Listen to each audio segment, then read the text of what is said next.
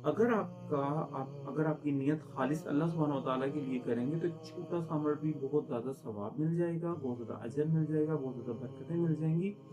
दुनिया और आखिरत की कामयाबी और सुकून के लिए नियत या इंटेंशन का प्योर होना बहुत ज़रूरी है। अल्लाह सुब्हानहू व तआला और रसूलुल्लाह सल्लल्लाहु अलैहि वसल्लम से जो हमें तालीमात मिलती हैं, हमें ये पता चलता है कि इस्लाम में हर चीज़ का जो आगाज़ है वो नियत से होता है। एक हदीस पाक का मफ़हूम है, बुखारी और मुस्लिम की हदीस है। अल्लाह सल्लल्लाहु अलैहि वसल्लम ने इरशाद फरमाया कि अमाल का दारोमदार नियतों पर है और इंसान को वही मिलता है जिसकी उसने नियत की होती है। हमें जो मकसद ज़िंदगी में दिया गया है, वो ये है कि हमें अल्लाह को तरजीह अव्वल रखना है। जो अब्द की एसेंस है अल्लाह ताला से की गुलामी की, जिसमें हमारा ही फ़ायदा है, वो एसेंस ये है कि हमने 24/7 अल्लाह को तरजीह अव्वल रखना है और हर चीज़ अल्लाह सुब्हानहू व तआला की रज़ा के लिए करनी है। मतलब ये कि हमें सोचना है हर काम करते हुए कि ये चीज़ हमें अल्लाह से करीब लेकर जाएगी या दूर लेकर जाएगी। हम इसमें किस तरह अल्लाह सुब्हानहू व तआला की जो अताअत या अल्लाह ताला का रज़ा ढूँढ सकते हैं।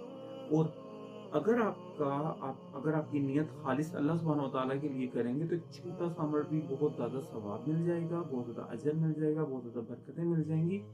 और अगर हमने बहुत बड़ा अमल किया और उसकी नीयत अल्लाह ना हुई, उसकी नीयत हम अल्लाह के लिए ना कर रहे, लोगों के लिए हो या रियाकारी की मद में जाए, तो हमें बड़े से बड़े एक्शन का भी कोई सवाब, कोई अजर, कोई बरकतें नहीं मिलेंगी।